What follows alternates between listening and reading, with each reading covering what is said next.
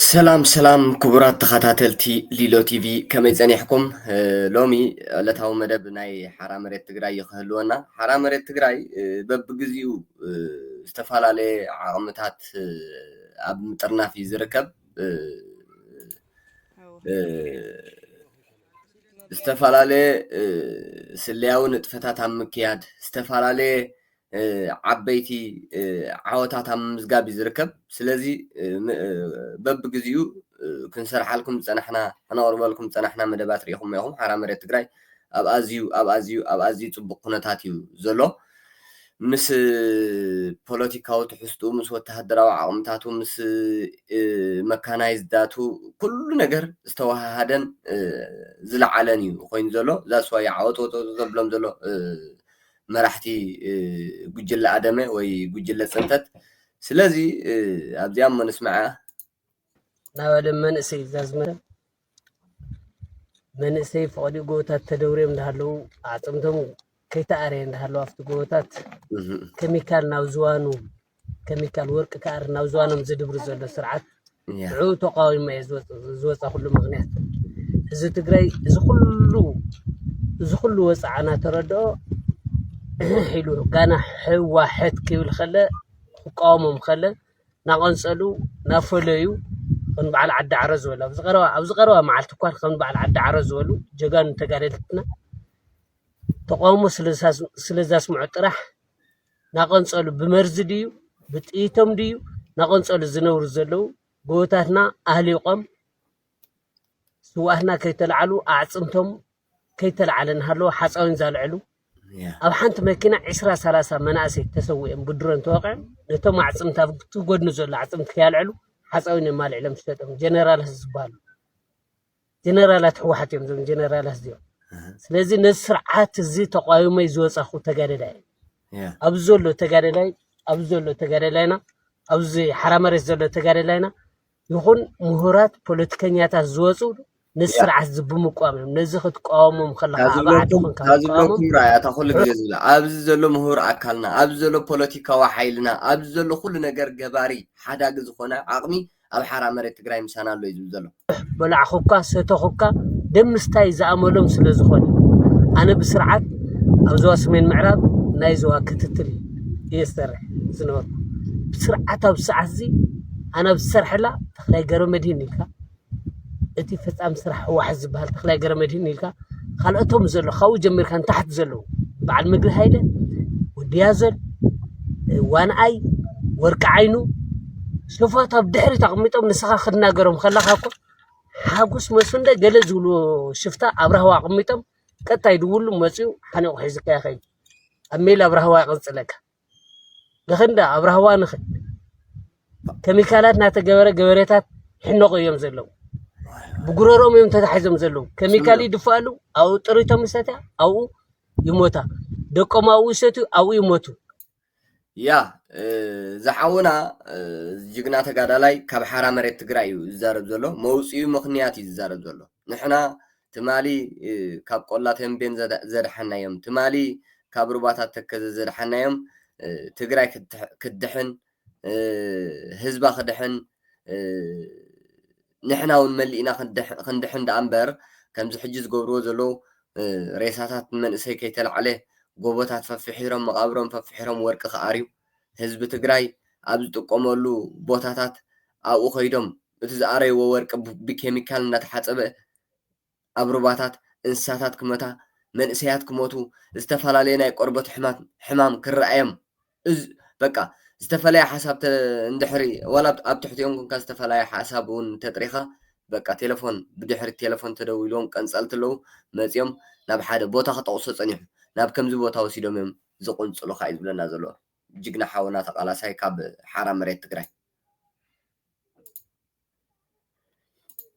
ኣብ ሕፂ ኣብ ረሃዋ ኣብ ሜሊ ኣብ ሕንጻጽ ማዕተጋደልቲ ኮሞይቶም ናይም ስለዚህ ንስራሕ ዘኸዓ ሆይልና ኩላና ካብ ላዕሊ ንስካብ ታሕተን ክንቃለሶ ክንኽእል ኣለና እዚ መልእኽቲ በተለይ ኣብ ዞባ ሰሜን ምዕራብ ክንበዓል ኣስገደ ኢልካውን ናድያዎ ብወርቅን ብኤርትራውያን ሰብ ምሻጥን ዝፍለጡ ዘለዉ ጀነራላት ናዮም ስለዚህ እዞም ጀነራላት እዚኦም ናይ ሕወሓት ጀነራላት እዚኦም ምእንታን ህዝቢ ትግራይ ቅንጣት ተኣክል ፍትወት የብሉ ምእንታን ናይ ባዕሎም ንኸውዶም ጥራሕ ኣብ ወረዳ እያ በቃ ሰሚዕኹም ኢኹም ካብዚ ትኩሉ ግዜ ንዛረቦ ኢና በቃ ብኣካል እቶም ኣብ ሓራ መሬት ትግራይ ወሪዶም ዘለዉ መውረዲኦም ምክንያት መጨከኒኦም ናብ ከምዚ ምክንያት ስጉምቲ ንክወስዱ ናብ ከምዚ መእተዊኦም ምክንያት ገሊፁ ኣሎ ንሕና እውን ክንዛረብ ፀኒሕና ጀነራላት ትግራይ ኤርትራውያን ሸይጦም ወርቂ ናይ ትግራይ ባሕጊጎም ኤመ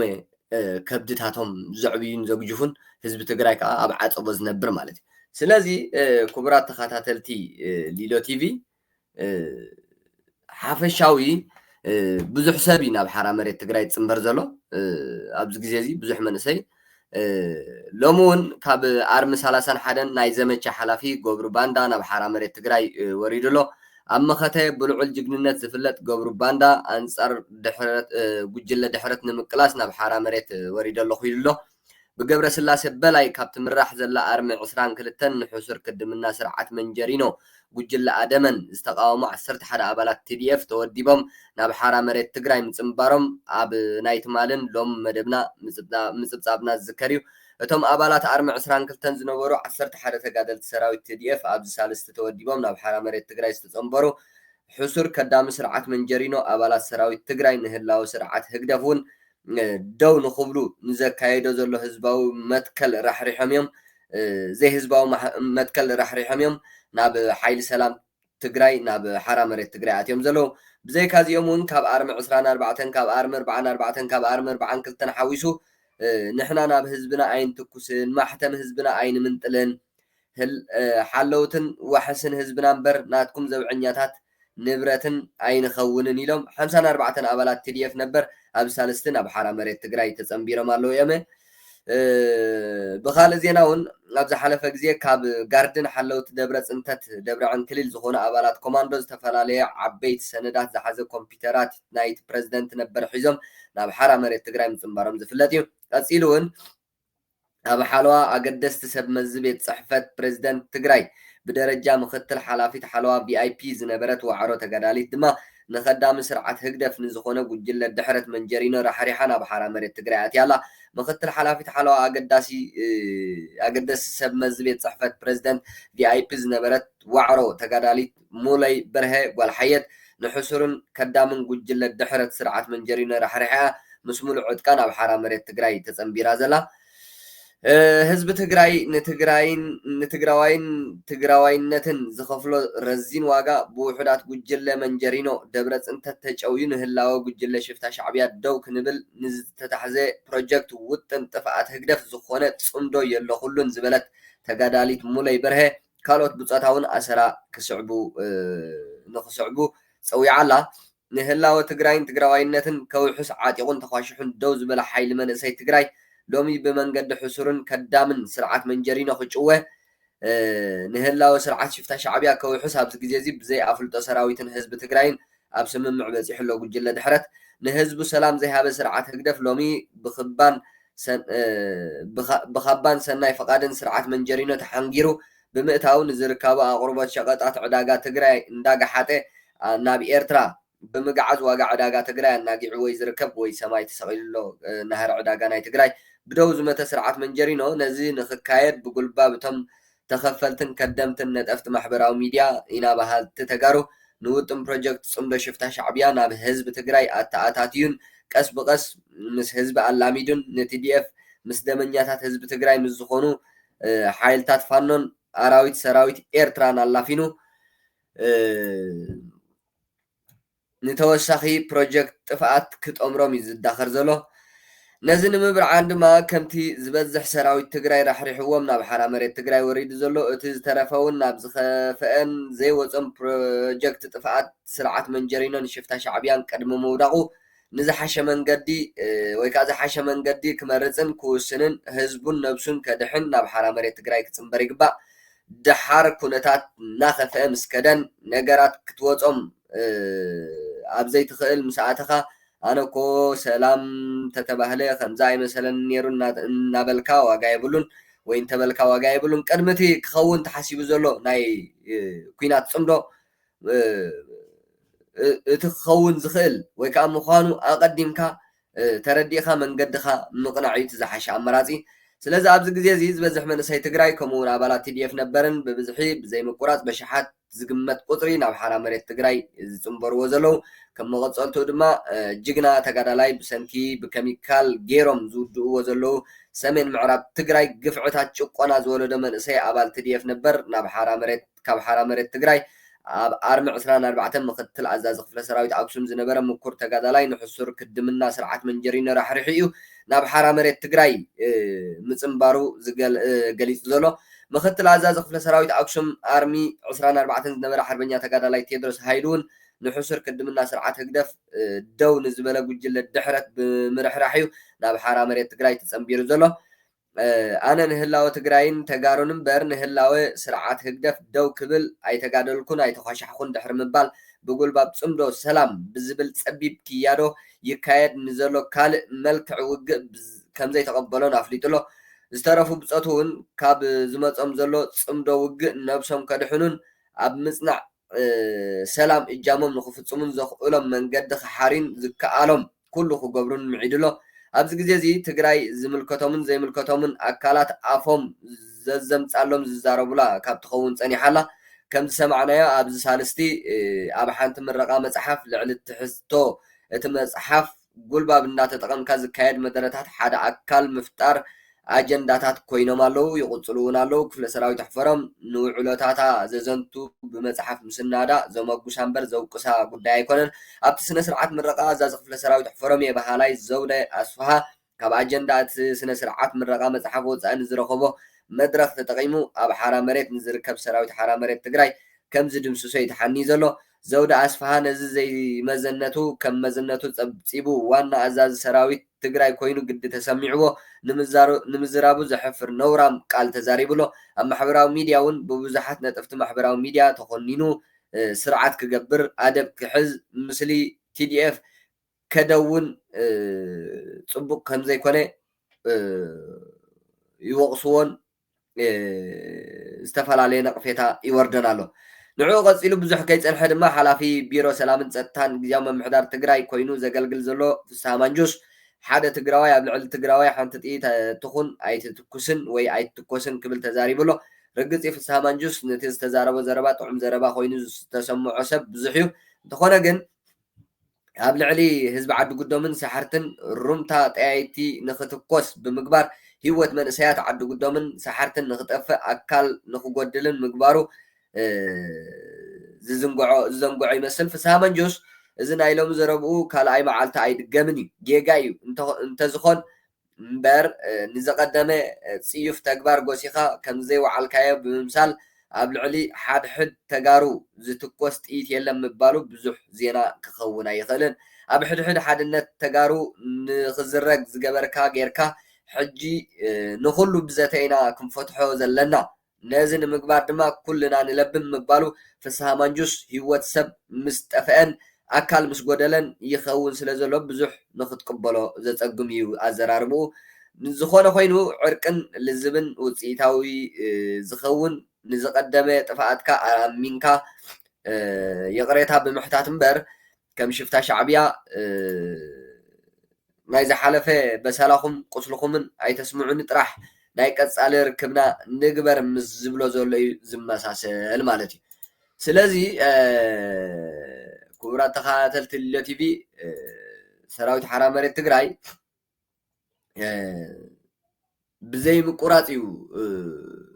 ዓቕምታት ናይ ካልኦት ሓደሽቲ ኣብ ምቕባል ዝርከብ ንምጥቕላል ግን ሰብ መደረ ክንድምስሶም ኢናን ንኩሉ ብሰላማዊ መንገዲ ኢና ክንፈትሖን ዝዓይነቱ ክልተ መደረታት ኣብ ውሽጢ ሳልስቲ ምምዳሮም ግን ንመስርሕ ሓይሊ ሰላም ትግራይ ከም ወተሃደራዊ ግብኣት ኣዝዮም ጠቐምቲ ምዃኖም ምፍላጥ ኣገዳሲ እዩ ካብ ብሄራዊ ሓርበኝነት ንሕሱር ፖለቲካዊ ውርደት ጉጅለ ድሕረት ኣደመ ምኸዳምን ምዕጃብን ይሕሸና ኢሎም ንነብሶም ታሪኾም ዘመራስሑ ልዕሊ ኮሪና ባህልቲ ዘመሓላልፎ ውሳነ ስዒቡ ንኩሉ መዳይ ኣፍ ደገ ሰላም ድሕሪ ምህርሃሮም ዝኣመንዎ ሰራዊት ትግራይ ሕቆ ይህብዎም ናብ ሓራ መሬት ትግራይ እዩ ክወርድ ዝርአ ዘሎ ወይ ክወርድ ግዜ ኣይወስደሉን ዘሎ ከዳዓትን ኣዘዝ ሰራዊትን መንጀሪኖን ነቲ ናታቶም ጥልመት ናብ ሰራዊት ክወርዱ ብዙሕ ስለዘየስምረሎምን እምቢ ናብ ህዝቢ ኣይትኩስን ምባሉ ስዒቡ ድማ ሎሚ ዓንዲ ሰማይ ፈሪስዎም ጥራሕ ኢዶም ክተርፉ ተገዲዶም ኣለዉ። በአንጻሩ ሓይሊ ሰላም ትግራይ ወይ ከዓ ሰራዊት ሓራ መሬት ትግራይ እናተርንዐን ሓይልታቱን እናኣኸበን መጻኢኡ ሎሚ ናብ ሓራ መሬት ከመይ መንእሰይ ይወርድን ይእከብን ጥራሕ ዘይኮነ ህዝቢ ከመይ ይድሕን እናበለ እዩ መፂ ዘሎ ወይ ከዓ ናብ ሓራ መሬት ዝወርደሉ ዕላማ ኣብ ቀረባ ንምስላጥ ቅድመ ምድላው ኣፃፊፉሎ ቀደምቲ ሰራዊት መንጀሪኖ ድማ ካብ ነብስኻ ምኽኣል ናብ ሰራዊት ህግደፍ ተፀጊዖም ካልኣይ ዙር ውርደቶም የቃላጥፍለዉ ከምኡ እዩ ዘሎ እቲ ንሪኦ ዘለና መስርሕ ንጉጉይ ውሳነኦም ዝተዋህቦም ቁልጡፍ ግብረ መልሲ እምበር እንዳዘኻኸርና ንቁመና መራሕቲ ሰራዊት ፍሉይ ሓይሊ ሰላምን ትግራይ ንስልጣኖኦም ድሕሪ ምዝዛም ንዘለዎም ወተሃደራዊ ቁመና ዘርኢ ብጭልፋ ክነካፍለኩም ኩሉ ዕጡቕ ሰራዊት ትግራይ ኢሉ ዝኣምን ናብ ሓራ መሬት ትግራይ ክወርድ ኣለዎ ዝተባሃለሉ ምክንያት ስርዓት ህግደፍ ብማእገር TDF ሓርበኛ ቀርኒ ኣፍሪቃ ንምዃን ካብ ዘለዎ ልዑል ባህግን ነዚ ንምትግባር ምስ ጉጅለ ድሕረት ጥልመትን ኣደመ ብሕቡእ ስምምዕ ውግእ ከቲሞም እዮም። ሎሚ ሃፍቲ ፀጋም ዓድናት ትግራይ ብውልቀ ጀነራላት ኣብ ዝገሓጠሉ ዘሎ እዋን ስርዓት ሕግን ፍትሕን ዛዕ ኢሉ ወዲቑ ንፀጥትኡ ንምውሓስ ኣብ ዘይተኸኣለሉ መንግስታዊ ኣብያተ ፅሕፈትን ማሕተምን ብሓይለ መልጢ እናተመንጠለ ንጉጅለ ድሕረት ክሾሙ ንሰራዊት ትግራይ ከም መጋበርያ ዝጥቀምሉ ዘለዉ ቀንዲ ከደምትን ሕሱራትን ኣዘዝ ሰራዊት መንጀሪኖ ኣብ ዝተረኣየሉ ህሞት ኮንካ ኣነ TDF እየ ንምባል ድፍረት ይኹን ሞራል ዘለዎ ሰራዊት ትግራይ ክህሉ ኣይኽእልን። ናብ ህዝቡ ተኩስ ተባሂሉ ዝተኮሰን ኣብ ዓዲ ጉዶምን ሳሕርትን ንህዝቡ ዘጨፍጨፈ ይኹን ነዚ እናረኣየ ስቕ ዝበለ ሰራዊት ትግራይ ከመይ ጌሪ ኣነ ሰራዊት ትግራይ የኽብለና ዝኽእል? ብሱሩኸ ነታ ዘላ ቀረብ ዕዳጋ ትግራይ ስርዓት ህግደፍ ብኸመይን ብመኻይን እንዳፀዓነ ብምጉሕጓሕ መናብሮ ሰማይ እናሰቐለ እናረኣኻ ሰራዊት መንጀሪኖ ኮንካ ንኽትነብርን ከተገልግልን ምፍታን ምፍቃድን ብኣንጻር እቲ ዝቆምካሉ ዕላማ ከመይ ምምዛንን ይኣብየካ። ሕጂ እውን ኣይረፈደን ኣብ ትሕቲኦም ዘለኻ TDF ነበር ብኣዘዝ ሰራዊት ህግደፍ ክትወፆ ናብ ዘይትኽእል ውግእ ባዕሎም ኣሳዊሮም እቶ ከይበሉኻ እንተደሊኻ ውሕጅ ከይመፀ መንገዲ ውሕጅ ፅረግ ከም ዝበሃል ሂወት ከኣድሕን ዳይ ናብ ሓራ መሬት ትግራይ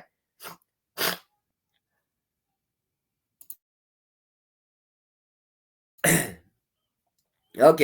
ንዚ ተረዲእወን ንሜዳ ሓራ መሬት ዝወረደ ኣባላት ሓይሊ ሰላም ትግራይ ዋዕሮታት ቀፂለን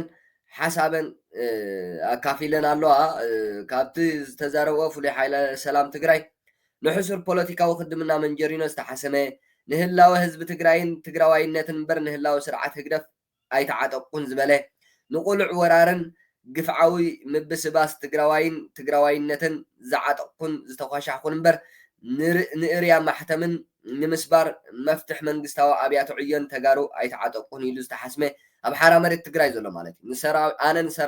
ኣነ ሰራዊት ትግራይ እምበር ንሓደ ሕሱርን ከዳምን ስርዓት ህግደፍ ዝኾነ ጉጅለ ድሕረትን ጥልመትን ስርዓት መንጀሪኖ ኣገልጋላይ ኣይኮንኩን ኢሉ ዝተሓንገደ እምቢ ንዘይ መትከላዊ ፅምዶ ውግእ ሕሱርን ድኹምን ፖለቲካዊ ዕጥራን ጉጅለ ክድዓት ኢሉ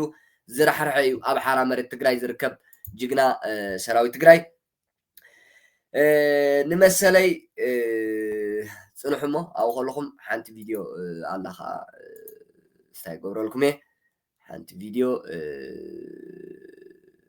ኦኬ ሓንቲ ቪድዮ ኦኬ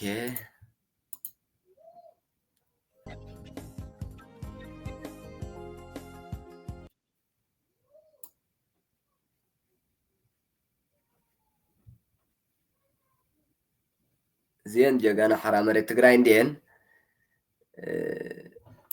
يا لذي زو وعرتات زين تزاربون كالوت وعرتات تزاربون يلتي حدنا قربة زلنا يمكن زي ما تكلاوت اندوق حسورن دخمون بوليتيكاوي عطران مجلة كدعاتي زراح رحي سراوي زتري وزلهم ንዓጥ ኮብረት ንህዝበይ ከድሕነሉን ንድላይ ህዝበይ ከገልግለሉን እምበር ናብ ህዝበይ ኣይትኩን ኣየባሳብሰሉን ኢሉ ዘቕበፀ እዩ ሰራዊት እዚ ንሙስሊም ጉባኤ ንዘካየደ ሓይሊ ኣይደገፍኩምን ተባሂሎም ካብ መዝነቶም ዝተኣገዱ ሓርበኛታት ተጋሩ ምእጋዶም ኣይርትዓውን ኢሉ ዝሓንገደ እዩ እትሪእዎ ዘለኹም ሰራዊት ሓይሊ ሰላም ትግራይ ምስ ጨፍጨፍትን ኣገዲዶም ደፈርትን ኣሕዋተይን ኣዴታተይን ምስ ዝኾኑ ፋኖን ኣራዊት ሰራዊት ሻዕብያን ኣይፅመድን ኢሉ ዝተሓስመ እዩ ዝትሪእዎ ዘለኹም ጅግና ሰራዊት ሓራ መሬት ትግራይ ንዕሊ ኩሉን ቅድሚ ኩሉን ንመስርሕ ዓንዲ ሰላም እምበር ንውግእን ንወረ ውግእን ብነፀገ እዩ ዝትሪእዎ ዘለኹም ሰራዊት ሓራ መሬት ትግራይ ኣብ ትግራይ ንዝካየድ ዘሎ ቁልዕ ጉሕለት ማዕድናት መሬት ጤናን ፍትሒ ወገናውነት ኣድልዎ ስርዓተ ምሕደራ ኔትወርክን ብሉፅነት ዝጎደሎ ፖለቲካዊ መስርሕ ዝተቃወመን ብቁልዑን ብትረትን ንክቃለስ ዝወሰነ ደው ዝበለን ፍሉይ ሓይሊ ሰላም ትግራይ እዩ እዚ ትሪእዎ ዘለኹም ጅግና ወዲ ህዝቢ ሰራዊት ሓራ መሬት ትግራይ ካብ እዋን ናብ እዋን ድማ እዚ ሓይሊ እዚ ዓቕምታቱ እናዓበየ ካብ ዝተወሰነ ናብ ዝሰፍሐ ግንባራት ተሰጋጊሩ ዝርከብ እዩ ክቡራት ተኸታተልቲ ልደት ቲቪ ስለዚ ከምቲ ክብለኩም ፅናሕኩ ሰራዊት ሓራ መሬት ትግራይ ሎሚ ኣብ ዝዓበየ ኣብ ዝበረኸ ኣብ ዝበለፀ ቁመና እዩ ዝርከብ ምንም ብፀላኢ ጥርጥር የብሉን ኣብ ፀላኢ ምክንያቱ ሓይልታቱ ሎሚ ኣብ ዝለዓለ በፂሑ እዩ ይትረፍ ነዛ ምንም ሰራዊት ዘይብላ ባዕሉን ካብ ሩባታት ተዘድሓና ህወሓት ይትረፍሲ ንሽፍታ ሻዕብያ ኣብ ጎቦታት ሳሕል ከብፅሕ ዝኽእል ዓቕምን ሓይልን ወኒን ኣሎ ነዚ ሓራ መሬት ትግራይ ኩሉ ግዜ እቲ ትማል ደብረ ብርሃን በፂሑ ዝተመልሰ ክንደይ ጅግንነት ዝፈፀመ ንሱ እዩ ካልእ ኣይኮነን እዚ ኣብ ስለያዊ ንጥፈታት እዩ በቃ ኣብ ሓደ ኣገዳሲ ስለያዊ ንጥፈታት ፀኒሑ እንዳተመልሰ እዩ ሰራዊት ሓራ መሬት ትግራይ ስለዚ ክቡራት ተኸታተልቲ ልደት ቲቪ ናይ ሎም መደብና እዚ ዝመስል ኣብ ናይ ፅባሕ ወይ ኣብ ናይ ድሓር መደብና ክሳብ ንረኸብ ሰላም